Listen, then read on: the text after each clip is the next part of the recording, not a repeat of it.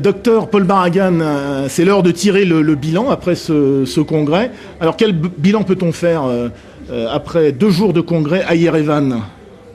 Un congrès magnifique parce que de par les intervenants, donc congrès euro-caucasien, donc des intervenants sont venus de Russie, sont venus d'Ukraine, sont venus de Turquie, qui est hautement symbolique, de Syrie. Et des Français sont venus pour faire le lien entre l'Europe et le Caucase. Comme je l'ai dit tout à l'heure, le Caucase, c'est quelque chose d'un petit peu mystérieux pour nous, et finalement, il faut vaincre un petit peu ce mystère. Et finalement, il y a eu une confrontation entre tous ces médecins, et puis il y avait les médecins arméniens qui étaient là, qui nous ont accueillis à Erevan, avec leur accueil chaleureux, un accueil méditerranéen, parce que je suis méditerranéen. Et donc on a pu organiser ce congrès scientifique, où il y a eu des confrontations de points de vue scientifiques, où tout le monde a appris à tout le monde. Et on a été très heureux de voir un petit peu l'évolution de la cardiologie arménienne. Ils ont montré des cas absolument fantastiques, qui nous ont montré techniquement qu'ils faisaient aussi bien que maintenant que nous en Europe de l'Ouest. Donc.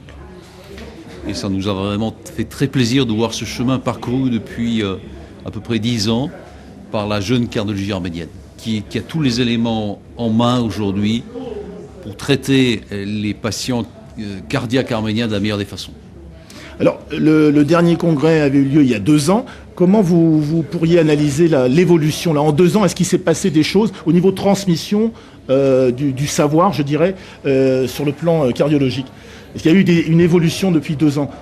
Eh bien, donc les cardiologues arméniens nous ont montré qu'ils étaient tout à fait capables de soigner leurs patients. Ils ont montré des séries maintenant, donc c'est plus l'exploit technique, la réalisation d'un cas. On n'est plus dans le domaine de la première médicale à Erevan. Aujourd'hui, c'est de la routine, et c'est tant mieux. Donc, tant sur le plan de l'activité d'angioplastie coronaire que du plan de la chirurgie cardiaque. Donc aujourd'hui, on a l'impression que c'est une routine qui s'installe, et c'est tant mieux. Il n'y a pas de véritable politique sans une mystique forte sous-jacente. Et la vraie politique aujourd'hui, eh bien, c'est Avedis Matillon qui l'a faite, parce que sa mystique, c'est quoi? C'est le tremblement de terre. On a ce sentiment d'appartenance. On est français, mais on a un sentiment d'appartenance. On a tous des racines. Et à ce moment-là, on va retrouver ces racines. Et c'est ça la mystique. Donc on retourne au point de ces racines et on voit quelque chose. Et on voit ce qui se passe et on a envie de faire quelque chose. Et c'est ça la politique. Et on n'a pas besoin, on n'a pas besoin de politique. La vraie politique, elle est faite par des hommes comme Avedis Matillon qui ont un vrai charisme. Si on devait définir l'action et les missions d'Action Santé Arménie France ici en Arménie, tout ce travail qui est fait entre Marseille et Yerevan, en quelques mots là. Alors il y aurait d'abord le mot transmission, je pense. Il y en aurait d'autres? Transmission du savoir, parce que nous médecins, on a reçu un savoir et notre rôle, c'est de le transmettre, si possible en améliorant ce savoir humain, parce qu'on est des médecins, on a une relation d'humanité avec notre prochain. Si on n'aime pas son prochain, on ne peut pas le soigner.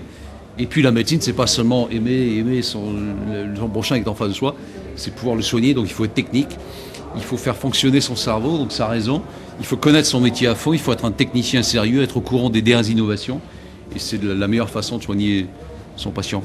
Actuellement à Erevan, aujourd'hui, les malades sont soignés. Il y a ce magnifique projet dans le sud d'hôpital de Goris qui est en train d'être construit.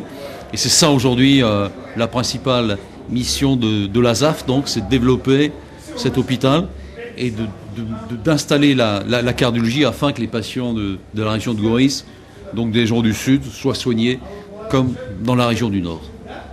Merci docteur Barragan. Merci.